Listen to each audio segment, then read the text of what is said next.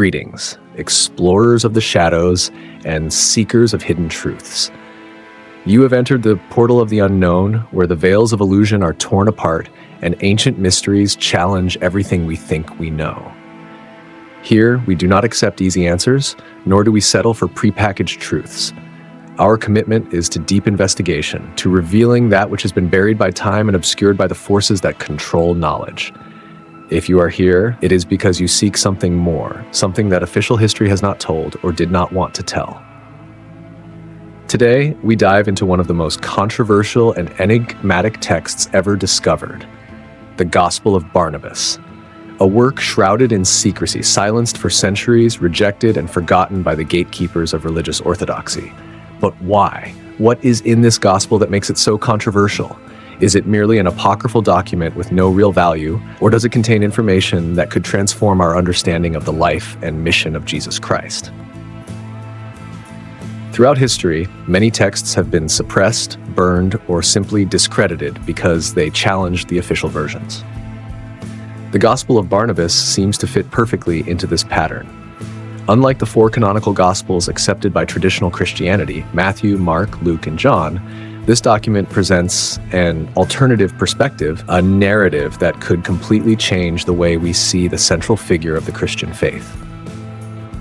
But what exactly does it say? Who was Barnabas, and why was his gospel excluded from the New Testament? The first question we must address is the origin of this gospel.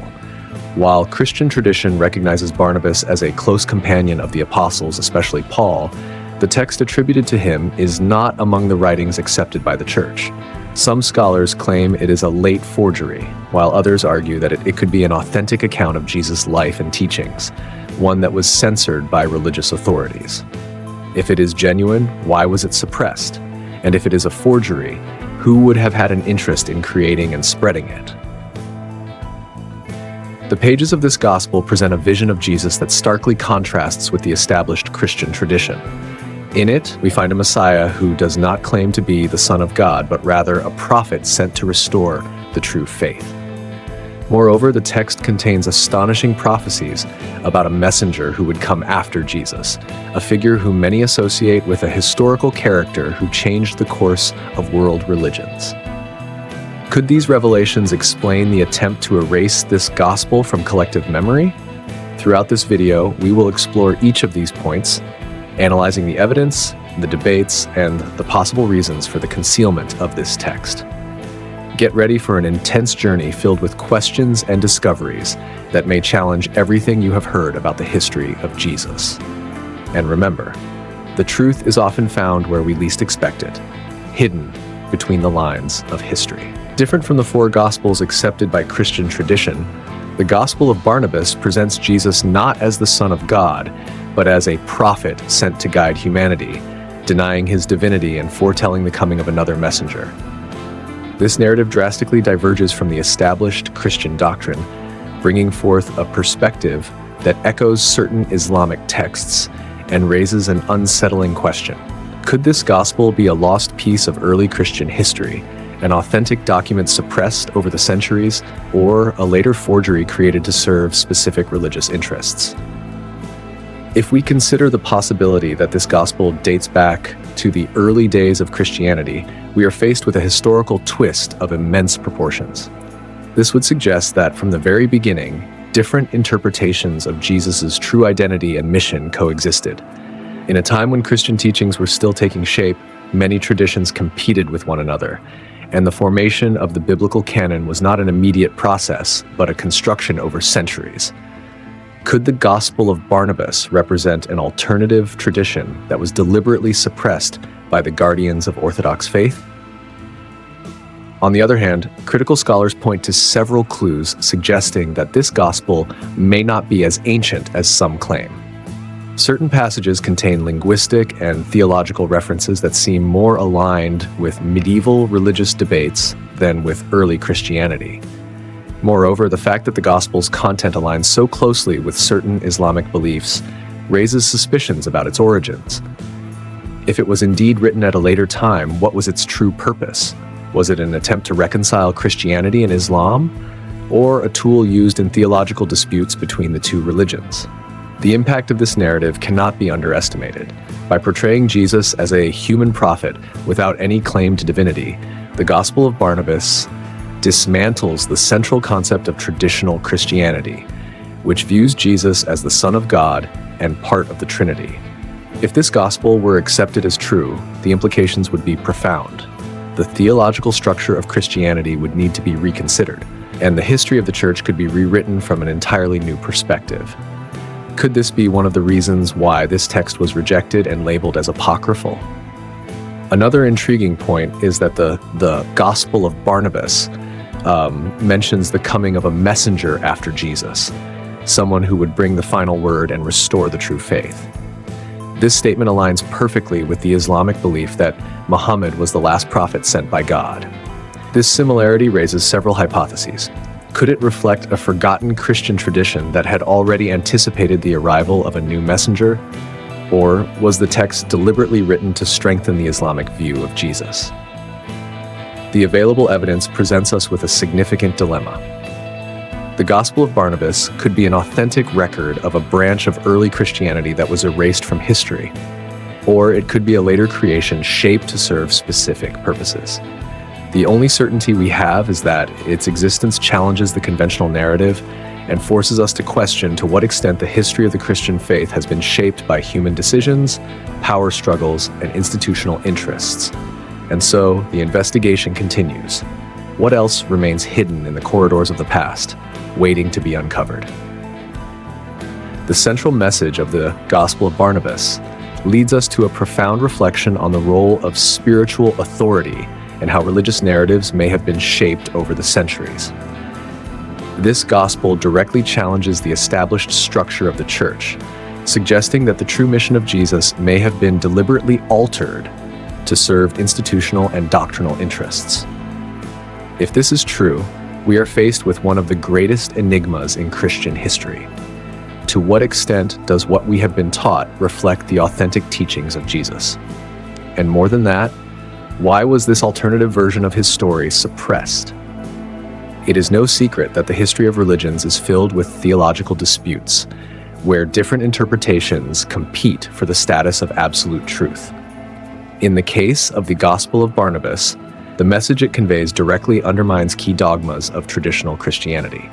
The idea that Jesus did not declare himself divine and that his mission was to restore true monotheistic faith is an explosive claim, one that could destabilize centuries of doctrine.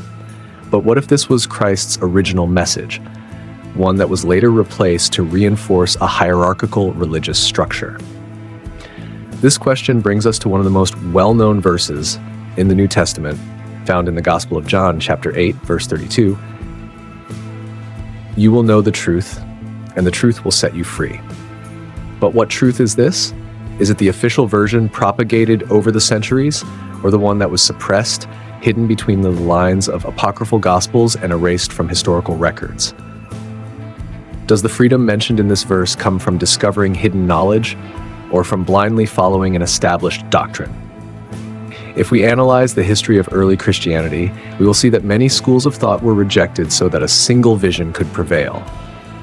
During the first centuries, there was a diversity of gospels and interpretations about who Jesus was and what his true mission entailed. But as the church consolidated its power as an institution, many of these texts were deemed heretical, banned, and erased from history. Could the Gospel of Barnabas be one of those records that holds an inconvenient truth? Or was it merely a later attempt to rewrite history from a different perspective? Regardless of its origins, the impact of this gospel cannot be ignored. It forces us to question the extent to which the traditions passed down to us were shaped by human decisions and political struggles. Is the truth that sets us free the one we have been taught, or the one that was silenced? And beyond that, how many other truths remain hidden, waiting to be uncovered? This gospel also presents unusual and controversial details about Judas Iscariot, offering a narrative that directly challenges the foundation of Christian faith. According to the Gospel of Barnabas, Judas was not merely Christ's betrayer, but was actually the one crucified in his place, while Jesus was taken up to heaven before the execution. This perspective directly contradicts the canonical Gospels. which assert that Jesus was crucified and resurrected on the third day. However, this is not the only text to propose such an idea. Other apocryphal writings and religious traditions also suggest a different story from the one that became dominant in Western Christianity. This leads us to a crucial question. How many versions of history have been erased? How many texts could reshape our understanding of Christianity? This version of events is particularly intriguing because it did not emerge in isolation. Certain branches of Gnosticism held the belief that Jesus, due to his divine nature, could not have suffered and died in the way Christian tradition teaches. Some of these texts claimed that the crucifixion was an illusion or that another person took Christ's place. The Gospel of Barnabas seems to echo these ideas, also aligning with the Islamic view that Jesus was not crucified but was instead saved by God. If this narrative has roots in ancient traditions, could it mean that the accepted version of Christianity was merely one among many possible interpretations? History is written by the victors, and the same principle applies to the formation of Christianity. In the early centuries, various Christian sects and movements competed for dominance. The Gospels we know today were selected and established as canonical by the Church, while other texts were discarded, banned, and labeled as heretical. But what if documents like the Gospel of Barnabas had been preserved and included in the Bible? Would our understanding of Jesus and his mission be completely different? Furthermore, the case of Judas Iscariot in Barnabas raises an intriguing theological and philosophical question. If Judas was actually crucified instead of Jesus, as this gospel suggests, it would not only rewrite the central events of the Christian faith, but also redefine the concept of betrayal and redemption. Would Judas still be seen as a traitor or as a necessary figure in a greater divine plan? This leads to a disturbing thought. To what extent do we truly know the actual events of the past, and to what extent has our perception been shaped by institutional decisions? With so many alternative versions of Christ's story, how many other truths might have been suppressed? How many manuscripts exist that could permanently change the way we understand Christianity? The possibility that crucial information has been deliberately erased or hidden forces us to question everything we think we know. What if the truth is scattered among forbidden texts waiting to be rediscovered? The exclusion of the Gospel of Barnabas from the official canon is not an isolated case.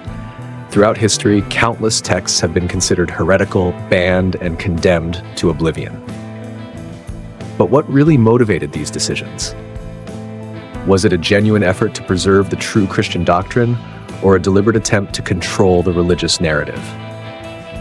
This question becomes even more unsettling when we recall that other apocryphal gospels, like the Gospel of Thomas and the Gospel of Judas, survived in fragments, often hidden in deserts and caves, as if someone in the past knew these writings would need to be preserved far from the hands of those who sought to erase them. If these texts survived by chance, how many others were destroyed and lost forever? The process of selecting the texts that make up the Bible as we know it today was neither spontaneous nor unified. On the contrary, it was a long and contentious process, marked by heated debates, councils, and political decisions. In the early centuries of Christianity, there was no single set of universally accepted scriptures. In different Christian communities, various gospels were read, respected, and considered legitimate. However, as the church consolidated its structure and expanded its influence, it became necessary to establish an official narrative, separating texts that reinforced this vision from those that challenged it. Thus, gospels presenting different or conflicting interpretations of the figure of Jesus were rejected and often destroyed. But what was so dangerous about these banned texts? In the case of the Gospel of Thomas, we have a record that portrays Jesus not as a sacrificial savior, but as a teacher of wisdom, whose teachings are closer to philosophy than the doctrinal structure the church established. This gospel emphasizes self-knowledge and the search for truth within oneself, an approach that could weaken the need for a centralized religious institution. In the Gospel of Judas, the role of the most infamous traitor in history is radically reinterpreted. Judas would not be a villain, but rather a loyal disciple who obeyed Jesus' will by betraying him. allowing a greater divine plan to unfold. These alternative versions of Christ's story not only challenge traditional Christianity, but also open the door to a completely different understanding of his message and purpose. And this leads us to a troubling question. If these apocryphal Gospels were recovered by chance, how many others disappeared without a trace? The truth is that the history of the Christian faith may have been much more complex than we realize. There are indications that other Gospels and documents were systematically eliminated during the early centuries of the Church, burned as heresy and condemned to oblivion. If we had access to these texts today, our view of Jesus and his teachings would be completely different, wouldn't it? The history of Christianity is filled with silences and gaps, and we may never fully know the true extent of the lost knowledge. But one thing is certain, suppressed truths cannot be forgotten forever. They always find a way to resurface, challenging us to question and re-examine everything we think we know. How many mysteries still remain hidden, waiting to be rediscovered? We live in a time when hidden information and forgotten truths are resurfacing, challenging established beliefs, and rewriting history in ways we never imagined. If the Gospel of Barnabas contains truths that were erased or deliberately suppressed, then its mere existence invites us to question everything we take for granted. The fundamental question that arises is, to what extent does the historical narrative we know reflect a manipulated version of the truth? Amid this wave of reevaluating the past, the verse from Matthew chapter 24, verse 4 resonates with renewed urgency. Take heed that no one deceives you. But this warning, so sharp, leads to an even deeper reflection. Who is really deceiving whom?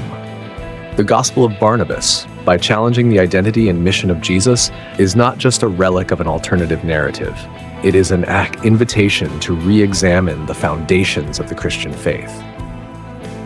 If this gospel truly contains fragments of truth that were deliberately suppressed, what does this say about the choices made by those who controlled access to religious knowledge throughout the centuries? The process of canonizing the Bible was not merely an act of preservation, but also of careful selection. Texts were discarded because they did not align with the dominant theological vision, and sometimes they were deemed dangerous to the unity of the Church or to the preservation of the political and spiritual power that the Church wielded. But Jesus' warning in Matthew, "Take heed that no one deceives you," raises an even more pressing question. Who are the deceivers? Were they the ones who wrote the Gospels that made it into the canon, or were they those who made decisions about which texts should be excluded, censored, or destroyed? The truth that Jesus warned would be hidden or distorted throughout time may not just be a revealed truth, but also a concealed truth that was carefully manipulated to serve specific purposes. And if, throughout history, the religious authorities or the leaders of major religious institutions have in fact been the greatest perpetrators of deception. Instead of protecting the truth, they may have worked to create a convenient narrative that kept their power intact while pushing dissenting voices to the margins. This issue extends beyond Christianity, reaching all major historical narratives. The ones who write history and how it is written hold immense power over how we understand the world. The texts that were hidden or destroyed, such as the Gospel of Barnabas, may offer a new perspective that, if revealed, could transform our understanding of who we are and where we came from. The mere fact that some versions of the Christian story were deliberately silenced forces us to question what other versions of history might have been erased or distorted over time. The concept of deception goes beyond simply falsifying facts. It can involve omitting crucial information, distorting events to fit a specific agenda, or even manipulating the perception of truth to make it align with a convenient worldview. As Jesus warned, it is essential that we stay vigilant so as not to fall victim to such manipulations. But the real question is, to what extent are we aware of the manipulations that have occurred throughout history and their impact on our perception of reality? What else has been hidden, and what truths still need to be revealed? This is a question that extends beyond the Christian context, inviting all of us to reassess what we know and what we have been taught throughout our lives. If the story of Jesus was indeed manipulated over the centuries, then the search for the truth becomes more urgent and necessary than ever. The manipulation of narratives and the suppression of texts and testimonies does not erase the truth. It merely hides it in the shadows, waiting for the right moment to be revealed. What has been distorted or erased from history can be uncovered, but this discovery requires more than mere curiosity. It requires courage. Courage to look beyond the official versions, to question the explanations that have been imposed upon us, and to explore the shadows of history that have been deliberately set aside. The truth never disappears. It simply waits to be found by those willing to seek it with a critical eye and an open mind. At this moment, the journey we are undertaking is much more than a simple quest for answers. It is an invitation to rediscover what has been lost, to unearth what has long been buried in the pages of official history. It is a call to challenge the established narratives, to reimagine faith, history, and even spirituality in a new light. And the truth, as always, may be within reach for those who dare to explore beyond what is comfortable and safe. If you feel called to this journey of discovery, to seek what has been lost, and to understand the deeper layers of history, subscribe to the Portal of the Unknown. Comment, share, like, and continue with us, for the pursuit of knowledge is never in vain. What has been distorted or forgotten for so long may finally be found. The truth, like a flame that never goes out, is waiting to be unveiled, and together we can reveal the stories and teachings that have been hidden, offering a new perspective on what really happened in the past. The journey is just beginning, and what awaits us could forever change our view of the world and our faith.